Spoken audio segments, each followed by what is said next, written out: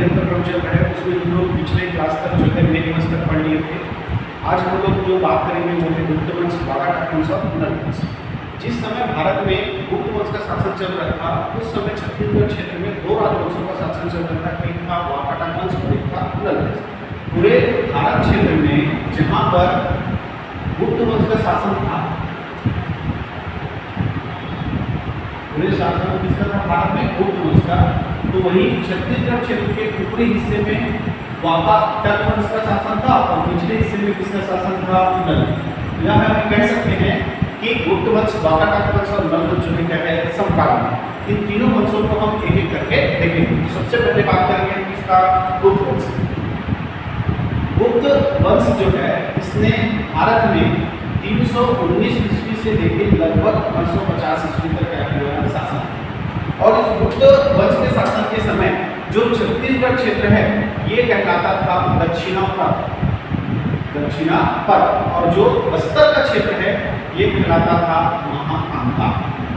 ठीक है, तो बस्तर जो क्षेत्र है वो महाकांता कहलाता था और जो छत्तीसगढ़ क्षेत्र है वो क्या कहलाता था?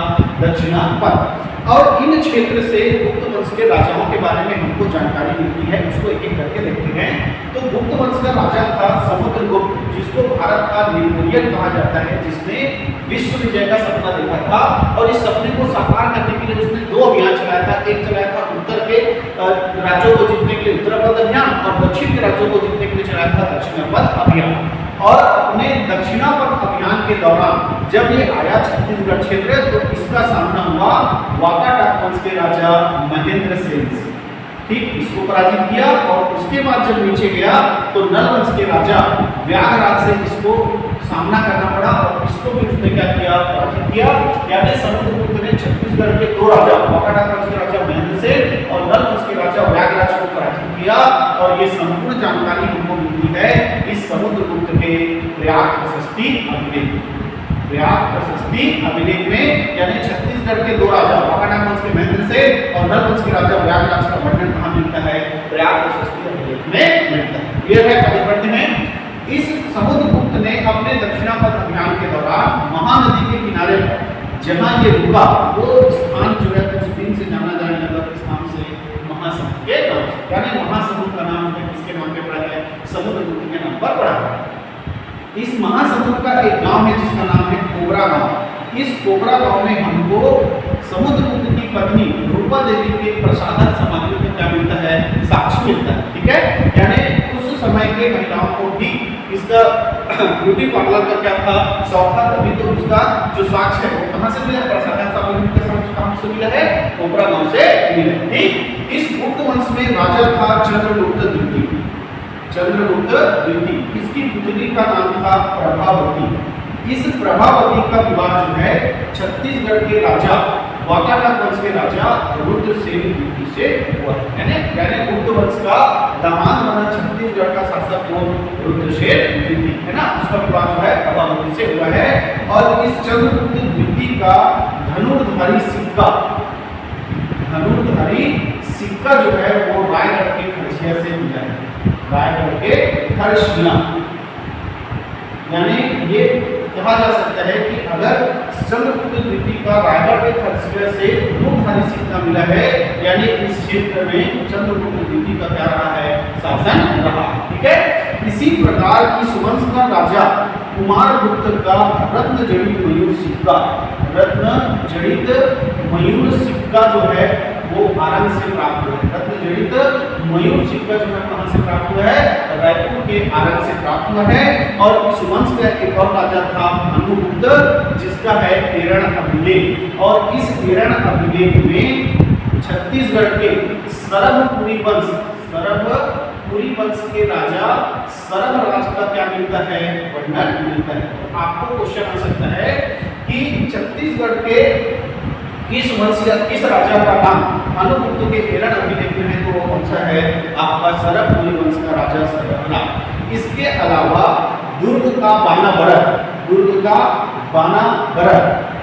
यहाँ से गुप्तकालीन सिक्का मिला है कितना? 9 सिक्का। और रायपुर का है पेट्टाई बल्द, रायपुर का पेट्टाई बल्द यहाँ से गुप्तकालीन 40 सिक्का क्या हुआ है? प्राप्त। ठीक है, इसके अलावा ताला गांव का विष्णु मंदिर, ताला गांव का विष्णु मंदिर और बरमकेला का कीर्ति मंदिर, बरमकेला का कीर्ति मंदिर, ये जो है गुप्तकालीन माना जाता है। और गुप्तकालीन जो मंदिर है क्रमांकन शैली में बना है। ये संपूर्ण जानकारी हमको छत्तीसगढ़ क्षेत्र से गुप्त काल के बारे में प्राप्त होती है। ठीक है, इस गुप्त काल के समय छत्तीसगढ़ में वाकाटक वंश और नल वंश शासन कर रहे थे। तो इसके बाद हम पढ़ेंगे कौन सा वंश, वाकाटक वंश। वाकाटक वंश ने छत्तीसगढ़ में तीसरी चौथी शताब्दी के आसपास क्या किया, शासन किया। वाकाटक वंश ने छत्तीसगढ़ में तीसरी चौथी शताब्दी के पास क्या किया, शासन के आसपास शासन किया और इसने अपनी राजधानी बनाई थी नंदीवर्धन को, जो कि नागपुर का क्षेत्र कहलाता है। नागपुर का क्षेत्र क्या कहलाता है, नंदीवर्धन कहलाता है। इसी को वाकाटक वंश के राजा अपनी राजधानी बनाकर छत्तीसगढ़ क्षेत्र में क्या करते हैं, शासन करते हैं। और इस वाकाटक वंश का संस्थापक माना जाता है प्रवरसेन प्रथम। इसको माना जाता है प्रवरसेन प्रथम को इस वंश का क्या माना जाता है, संस्थापक माना जाता है। ठीक है, इस वंश का प्रसिद्ध राजा हुआ महेंद्र सेन। इसके बारे में हमने जस्ट पढ़ाया जब गुप्त काल में कि ये वही राजा महेंद्र सेन है जिसको किसने पराजित किया, समुद्रगुप्त ने पराजित किया। और इसका उल्लेख कहाँ है, प्रयाग प्रशस्ति अभिलेख। प्रयाग प्रशस्ति अभिलेख में इसका क्या है, उल्लेख। क्लियर है।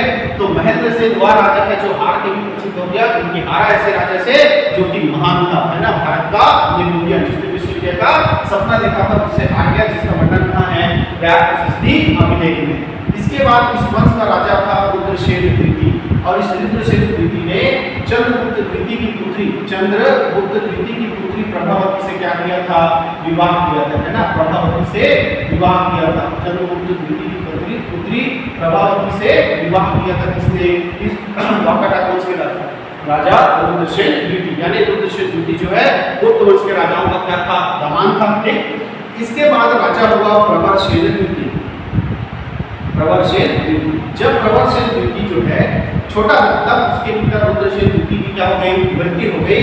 तो उस समय जो पूरा बागडोर किसके हाथों में चला गया, छत्तीसगढ़ के वाकाटक वंश के क्षेत्र का, चंद्रगुप्त द्वितीय का। देखो रुद्रसेन द्वितीय जो है, रुद्रसेन द्वितीय का विवाह किससे हुआ, प्रभाव।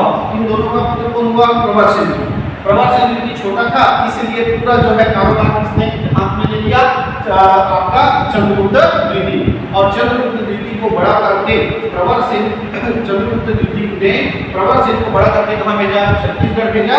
तो इसी के शासनकाल के समय चंद्रगुप्त द्वितीय के दरबार में रहने वाला कालिदास ये छत्तीसगढ़ आया। छत्तीसगढ़ आया कौन, कालिदास। कालिदास छत्तीसगढ़ किसके समय आए थे, तो वो आए थे प्रवरसेन द्वितीय के समय। अब कालिदास छत्तीसगढ़ आए तो घूमने फिरने गए, तो घूमने के लिए ये पहुंचे कहाँ, सरगुजा में रामगढ़ की पहाड़ी। उसकी सुंदरता इतनी पसंद आ गई कि वहीं बैठ गए और वहीं बैठकर उन्होंने एक ग्रंथ लिख दिया जिसका नाम क्या रखा, मेघदूत, है ना, क्या नाम रखा, मेघदूत। और इस मेघदूत में रामगढ़ की पहाड़ी सरगुजा क्षेत्र का वर्णन इस तरह से किया इन्होंने कि इन्होंने सरगुजा को स्वर्ग का क्या कह दिया, द्वार कह दिया, कि स्वर्ग पहुंचने का जगह जगह वो कहाँ है, सरगुजा में है। ऐसा मेघदूत में उन्होंने वर्णन किया है। इस मेघदूत का छत्तीसगढ़ी भाषा में अनुवाद किया है मुकुटधर पांडे ने। छत्तीसगढ़ी भाषा में अनुवाद किया किसने, मुकुटधर पांडे ने। और इस प्रवरसेन द्वितीय का ताम्रपत्र प्राप्त हुआ है। ताम्रपत्र प्राप्त हुआ है दुर्ग के मोहल्ला ग्राम से। दुर्ग के मोहल्ला ग्राम से हमको इस प्रवरसेन द्वितीय का क्या मिला है, ताम्रपत्र मिला है। इसके बाद इस वंश में प्रसिद्ध राजा के रूप में उल्लेख मिलता है नरेंद्र सेन। ठीक है, तो नरेंद्र सेन जब राजा था तब नरवंशी राजा था वराहराज। कौन था राजा, वराहराज। देखो जो छत्तीसगढ़ क्षेत्र था उसमें ऊपरी क्षेत्र में इसका शासन चलता था वाकाटक वंश का, और नीचे चलता था किसका, नल। वाकाटक वंश और नल वंश का हमेशा क्या होते रहता था, लड़ाई होते रहता था। तो जब नल वंश का राजा कौन था, वराहराज था।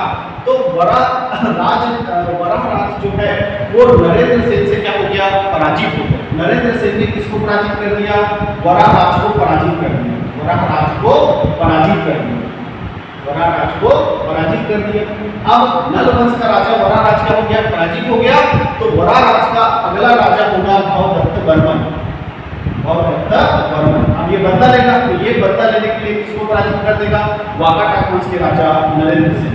तो भवदत्त वर्मन से क्या हो गया, पराजित हो गया। भवदत्त वर्मन से पराजित। ठीक है। तो इस नरेंद्र सेन ने पहले वराह राज को क्या कर दिया, पराजित कर दिया, और बाद में खुद भगदत्त बर्मन से क्या हो गया, पराजित हो गया। इसकी जानकारी मिलती हमको कहां से, ऋद्धिपुर अभिलेख से। ऋद्धिपुर अभिलेख से इसकी क्या मिलती है, जानकारी मिलती है। इसके बाद राजा हुआ पृथ्वीसेन द्वितीय। इसके बाद राजा कौन हुआ, पृथ्वीसेन द्वितीय। तो पृथ्वीसेन द्वितीय अब बदला लेगा। अब बदला लेने के लिए, है ना, अब बदला लेने के लिए यहाँ का राजा बदल गया है। यहाँ का राजा हो गया है अर्धपति भट्टारक।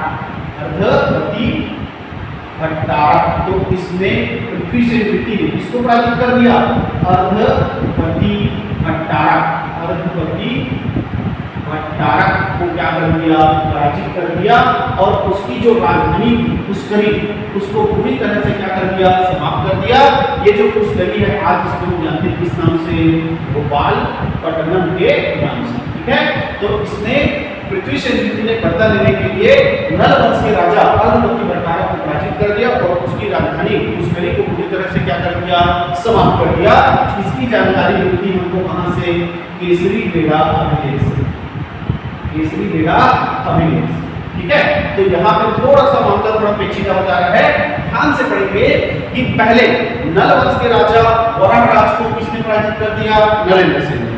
वराह राज को किसने पराजित कर दिया, नरेंद्र सेन ने, और बाद में नरेंद्र सेन खुद पराजित हो गया किससे, भगदत्त बर्मन से। पहले हराया और फिर खुद क्या हो गया, हार गया। ठीक है। पहले उसने वराह राज को हराया और खुद भगदत्त बर्मन से क्या हो गया, हार गया। फिर बदला लेने के लिए पृथ्वीसेन द्वितीय ने अर्धपति भट्टारक को क्या कर दिया, हरा दिया, और उसकी राजधानी पुष्करी को पूरी तरह से क्या कर दिया, समाप्त कर दिया। क्लियर है। इस वंश के अंतिम राजा के रूप में हरिसेन का नाम मिलता है कि इस वंश का अंतिम राजा कौन था, हरिसेन था। और इस वंश का जो है गुप्त वंश के शासकों ने दमन कर दिया और पूरे वाकाटक साम्राज्य को किसमें मिला दिया, गुप्त साम्राज्य में मिला दिया, और इस तरह ये वाकाटक वंश क्या हो गया, समाप्त हो गया। क्लियर है। तो जो गुप्त वंश, वाकाटक वंश और नल वंश जो कि समकालीन थे, उसमें से हमने गुप्त वंश और वाकाटक वंश को पढ़ लिया। अगले क्लास में हम लोग पढ़ेंगे नल वंश। आज के लिए